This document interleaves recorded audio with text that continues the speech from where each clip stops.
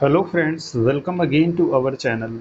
आज की जो हमारी क्लास है that is based on the MCQs of Robert Browning. जो रॉबर्ट ब्राउनिंग है, जो कि ड्रामेटिक मोनोलॉग लिखने के लिए जाने जाते हैं, उनके जो है लाइफ पर बेस्ड हम टॉप 20 एमसीक्यूज करने वाले हैं। These MCQs are very helpful for the aspirants who are preparing for LT grade 2024।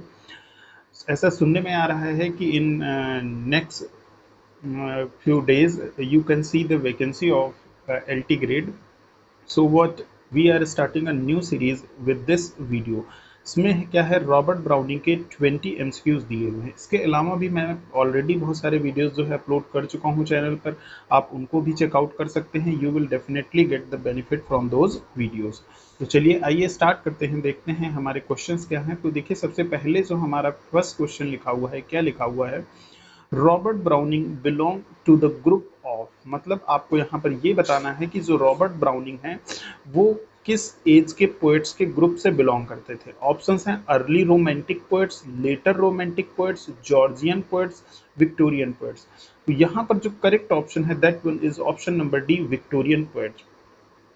अब मैं आपको यहाँ पर थोड़ा एक्स्ट्रा जानकारी दे देता हूँ। जो रॉबर्ट ब्राउनिंग है, इनका जो जन्म हुआ था वो हुआ था 1812 में, और इनकी जो डेथ हुई थी वो 1889 में हुई थी। तो अगर आप देखिए कि जो इन्होंने मोस्टली अपना जो वर्क किया, राइटिंग वर्क किया, वो किस एज में किया, ड्यूरिंग द विक्टोरियन एज। आपको मैं इससे पहले वाले चार्ल्स डिकेंस वाले वीडियो में पहले ही मैं ये बता चुका हूँ कि जो विक्टोरियन एज है उसका टाइम पीरियड माना जाता है 1837 से 1901 तक। चार्ल्स डिकेंस वाले वीडियो में अगर आपको याद हो तो जो चार्ल्स डिकेंस की भी डेट ऑफ बर्थ है वो भी 1812 ही थी, ईयर जो है 1812 ही है। तो रॉबर्ट ब्राउनिंग और चार्ल्स डिकेंस का जो ईयर ऑफ बर्थ है दैट इज सेम, ये आप याद रखिए। साथ ही कि दोनों की जो डेथ है वो अलग टाइमलाइन है।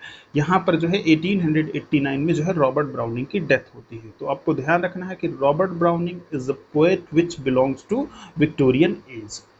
आगे देखते हैं, नेक्स्ट हमारा क्वेश्चन नंबर 2 क्या कह रहा है। Robert browning was one of the, जो रॉबर्ट ब्राउनिंग है वो है क्या है, ऑप्शंस क्या है, most optimistic poet, most pessimistic poet, most agnostic poet, या फिर मोस्ट एस्थेटिक्स पोएट। तो करेक्ट ऑप्शन यहाँ पर है ऑप्शन नंबर ए, मोस्ट ऑप्टिमिस्टिक पोएट्स में से जो है रॉबर्ट ब्राउनिंग को माना जाता है। नाउ नेक्स्ट क्वेश्चन नंबर 3 हमारा क्या लिखा है, Robert Browning's wife was also a renowned poet, मतलब जो रॉबर्ट ब्राउनिंग की वाइफ हैं, पत्नी हैं, वो भी एक बहुत ही रिनोन्ड पोएट हैं। And what was her name, उनका नाम क्या है। Options Elizabeth Barrett browning, Emily बेरेट browning, और जो आगे के दो ऑप्शंस हैं ये देख लीजिए, एन बेरेट ब्राउनिंग या फिर चॉर्लियट बेरेट ब्राउनिंग। तो जो करेक्ट ऑप्शन है वो है आपका ऑप्शन नंबर ए, एलिजाबेथ बेरेट ब्राउनिंग। ठीक है ना, रॉबर्ट ब्राउनिंग की वाइफ का नाम एलिजाबेथ बेरेट ब्राउनिंग था, जो कि खुद भी जो है एज अ पोएट बहुत फेमस थी।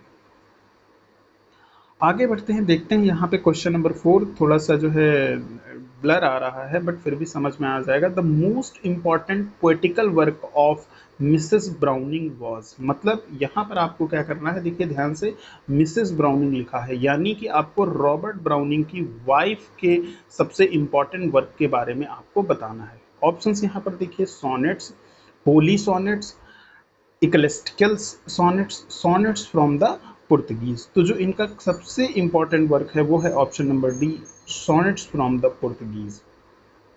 Now question number 5, which poem of Robert Browning begin with the lines, मतलब रॉबर्ट ब्राउनिंग की कौन सी पोएम इन लाइन्स के साथ शुरू होती है।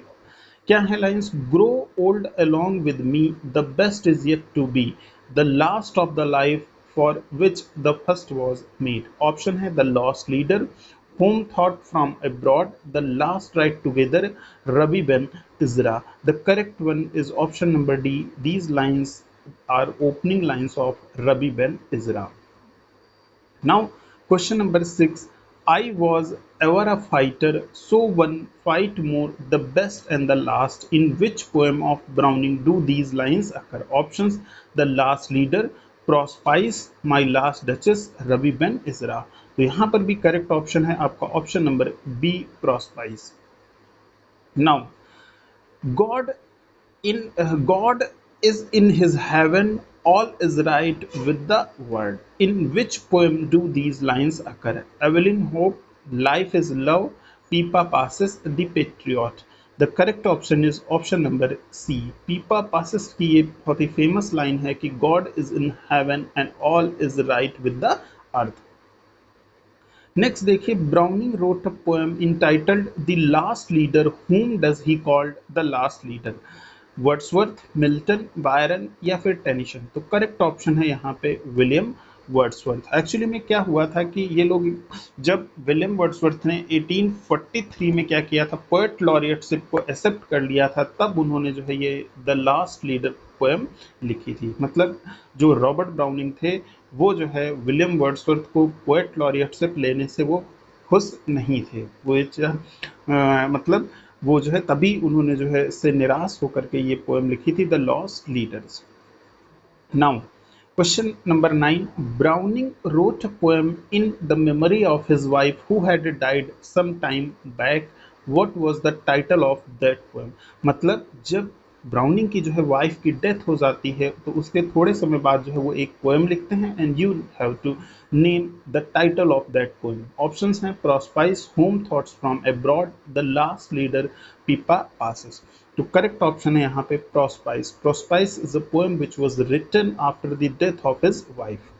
Now next question number 10, what is the meaning of the Prospice? जो प्रोस्पाइस वर्ड है उसका मीनिंग क्या होता है? Hope, looking forward, eagerness in the memory of। तो करेक्ट ऑप्शन है लुकिंग फॉरवर्ड टू। वैसे भी अभी आपने देखा कि जो रॉबर्ट ब्राउनिंग है उनको एक ऑप्टिमिस्टिक पोएट माना जाता है। ऑप्टिमिस्टिक मतलब जो जिनका नज़रिया जो जीवन के लिए है वो आशावादी नज़रिया है, तो इसीलिए जो है वो प्रोस्पाइस पोएम लिखते हैं लुकिंग फॉरवर्ड टू, मतलब वो अब आगे की चीज़ों को देखना चाहते हैं।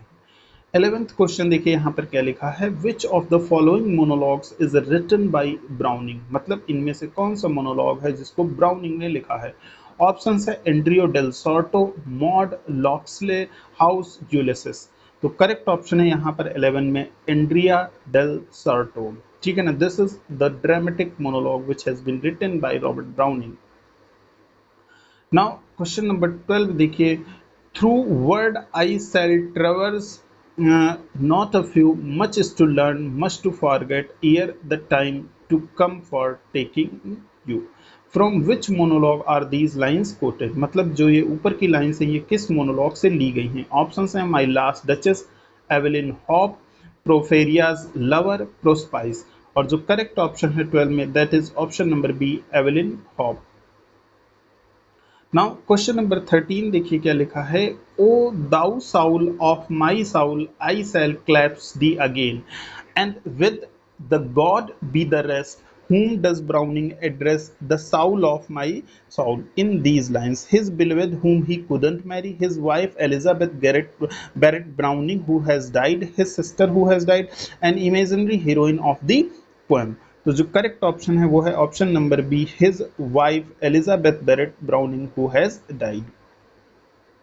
नाउ क्वेश्चन नंबर 14 देखिए क्या लिखा है, fail I alone in words and deeds, why all men strive and who succeeds, from which poem are these lines quoted? The last ride together, Andrea del Sarto, Rabbi Ben Ezra, Porphyria's lover. Correct option in question number 14 is option number A, the last ride together। Now question number 15, who knows but the word may end tonight, this highly striking line is quoted from। मतलब देखिए क्या line है, who knows मतलब कौन जानता है, the word जो संसार है, may end tonight वो आज ही हो सकता है खत्म हो जाए। तो this highly striking line is quoted from मतलब ये जो लाइन है ये किस पोएम से कोट की गई है? Rabbi Ben Ezra, Evelyn Hope, last ride together, Fra Lippo Lippi. The correct option is option number C, the last ride together। Now question number 16, who was Andrea del Sarto on whom Browning has written a dramatic monologue? मतलब जो एंड्रियो del सोर्टो poem उन्होंने एक लिखी है, इसमें जो है जो एंड्रियो डेल सोर्टो है वो कौन होता है? तो यहाँ पे ऑप्शंस दे रखे हैं, ए रिनोन्ड पेंटर, ए रिनोन्ड म्यूजिशियन, अ रिनोन्ड स्कल्प्टर, ए रिनोन्ड आर्किटेक्ट। जो करेक्ट ऑप्शन है जो एंड्रियो डेल सोर्टो होता है वो एक रिनोन्ड पेंटर होता है। Now question number 17, who was the Fra Lippo Lippi? जो फ्रा लिप्पो लिप्पी है, ये कौन होता है? On whom Browning has written a famous monologue. Options हैं आर्टिशियन, स्कल्प्टर, पेंटर, एक्टर। जो करेक्ट ऑप्शन है वो है option number C, a renowned painter. Now, question number 18. From which source did Browning get the idea for the title of his monologue Caliban upon Setebos? The concept of early men, Darwin's theory of evolution, Shakespeare's The Tempest, Shaw's The Man and Superman। शायद आपको idea लग गया हो, ये 18 का जो है C option सही है। शेक्सपियर के टेम्पेस्ट में कैलिबन नाम का कैरेक्टर आता है, वहीं से ब्राउनिंग को ये आइडिया मिलता है अपने मोनोलॉग के लिए। Now 19, who was Rabbi Ben Ezra? ये काफी इंपॉर्टेंट क्वेश्चन है कि रबी बेन इजरा कौन थे। तो he was a real Jewish scholar, he was a renowned Roman Catholic priest, he was a great Greek philosopher, he was great theologian of Persia. Correct option है option number A, he was a real Jewish scholar. जो Rabbi Ben इजरा है वो real में एक जो है Jewish scholar होते हैं। Now, the last question of our video, what does the lover do with his beloved in Porphyria lovers? जो प्रोफेरिया लवर्स होता है वो उसमें जो लवर होता है वो अपनी बिलवेट के साथ क्या करता है? ही elopes with her, he goes on a long ride together, he strangles her to death, he straps her naked। तो जो करेक्ट ऑप्शन है वो है option number C, he strangles her to death. जो पोर्फेरियाज लवर है उसमें क्या होता है कि जो लवर होता है वो अपनी बिलवेट के साथ स्ट्रेंगल कर लेता है। तो these were 20 questions which were based on the Robert browning. ऐसे ही वीडियोस के लिए आप हमारे चैनल के साथ जुड़िए, जो है आपको लगातार जो है इंग्लिश लिटरेचर और ग्रामर से रिलेटेड कंटेंट जो है यहाँ पर मिलता है। अगर आप यूपी टीजीटी, पीजीटी या कंपटीशन एग्जाम की तैयारी कर रहे हैं जिसमें English literature and grammar is a subject, then this channel is definitely help you. So thanks for your time. मिलते हैं आपसे अब नेक्स्ट वीडियो में।